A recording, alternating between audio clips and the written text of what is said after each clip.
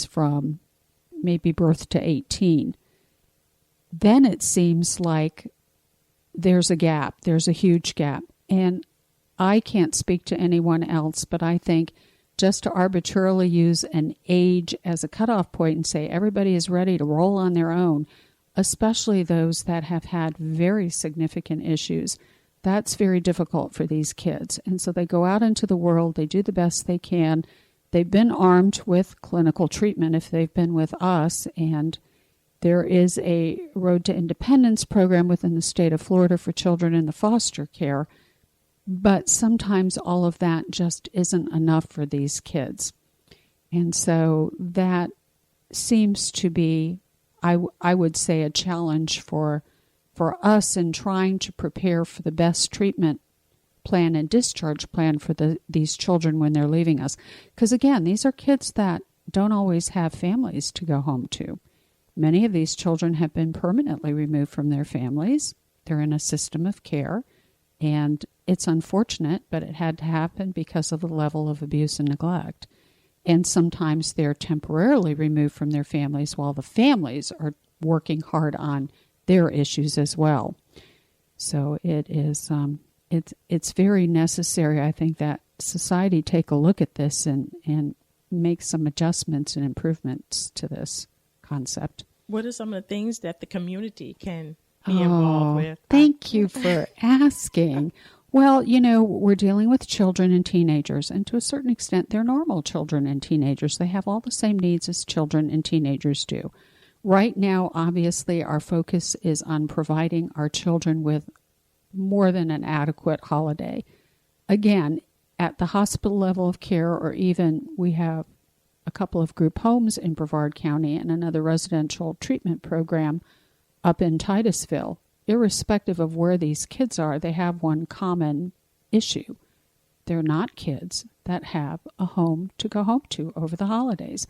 98% of them are going to be with us. And as wonderful as Devereaux is, and I've worked for Devereaux for 29 years, it's still institutional care during the holidays.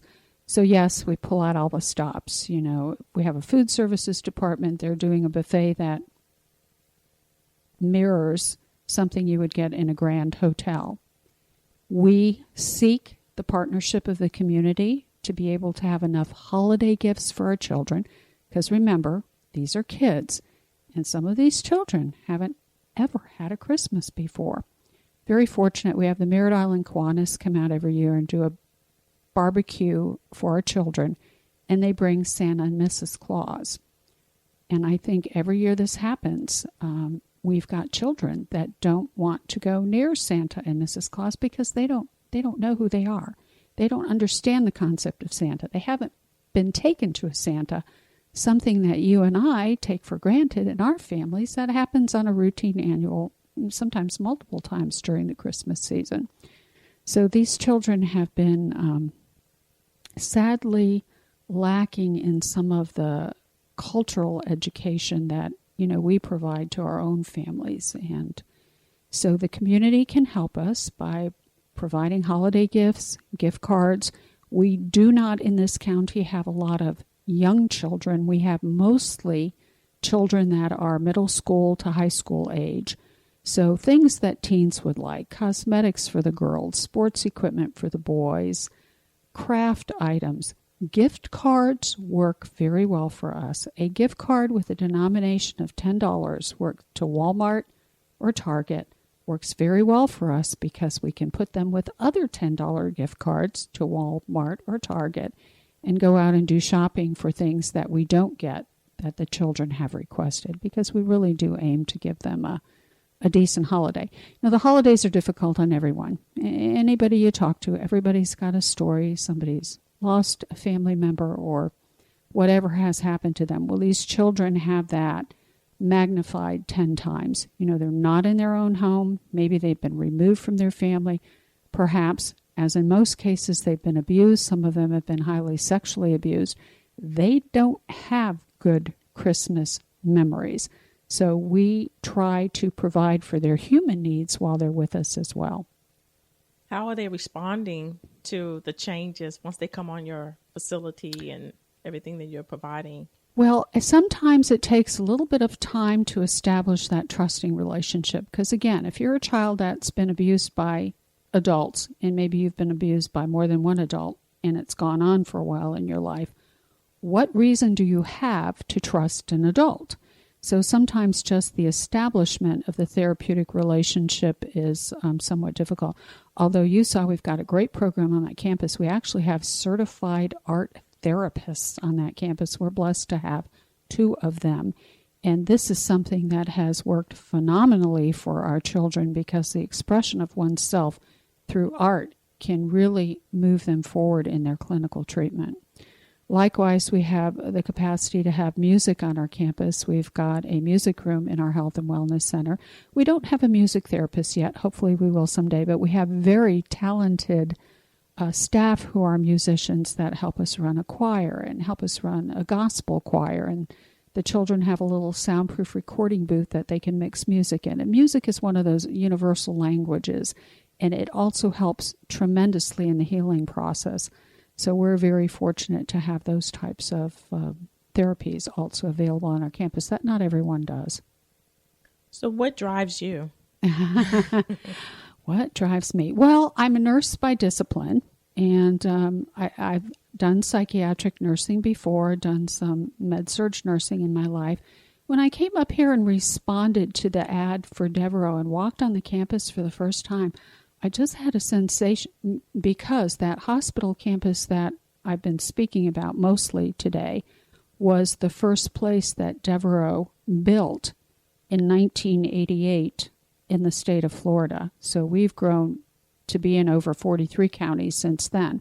But the first time I stepped on that campus, which only had 100 beds at that time, I just got a sensation of feeling I can't really do better than that this was going to be something really huge for children someday, because it was at the time that other hospitals were closing. So I thought, wow, Devereaux really knows the meaning of life here to, be able to do this.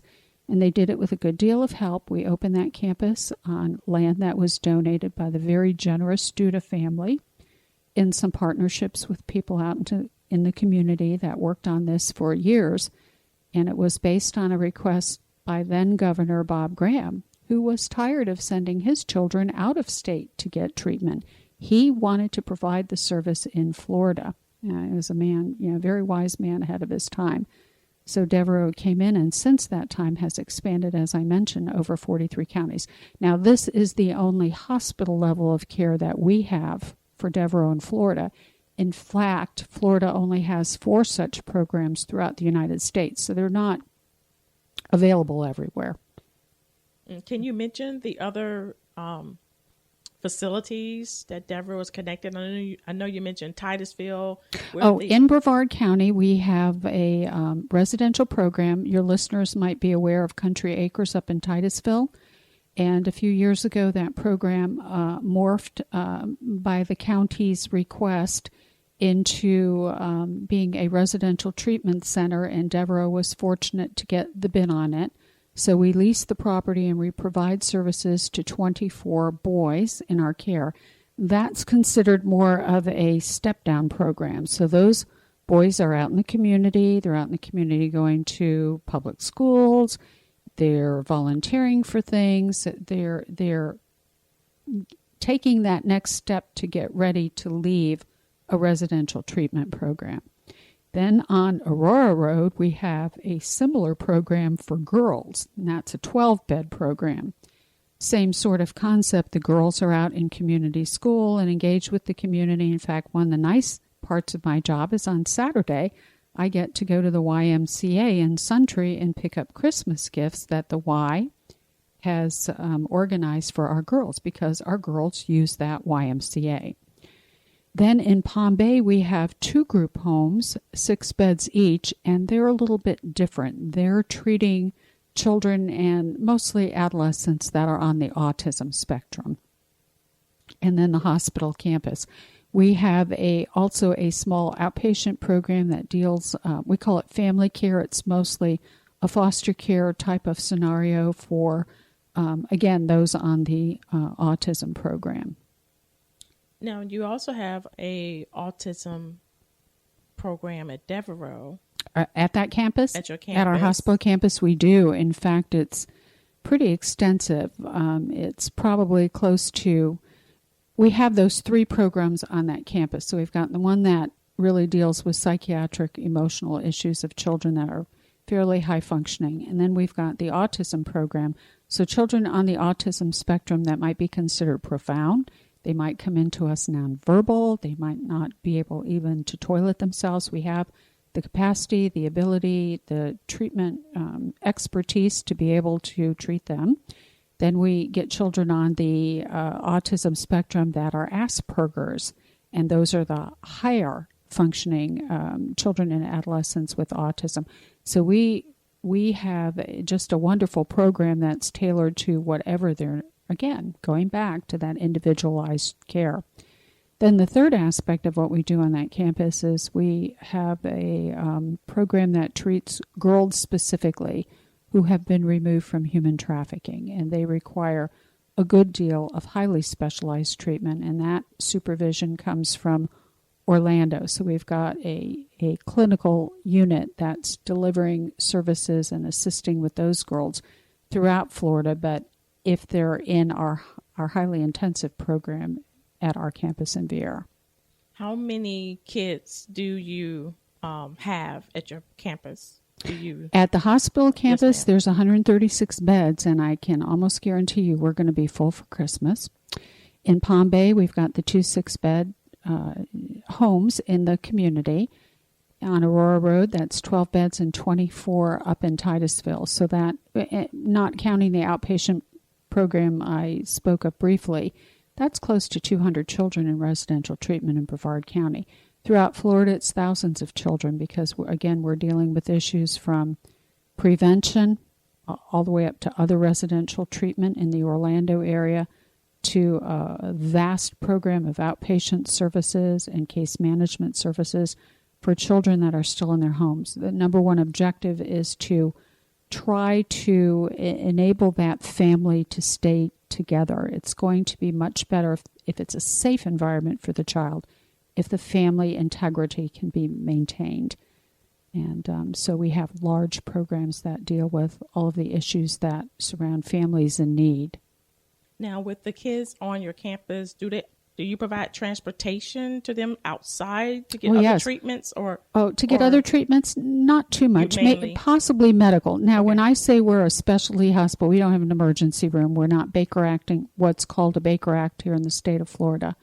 We're not providing medical surgical care for the kids at a hospital level, but we can treat children that, somebody falls off the swing and breaks their leg. They go to the doctor. They come back to us.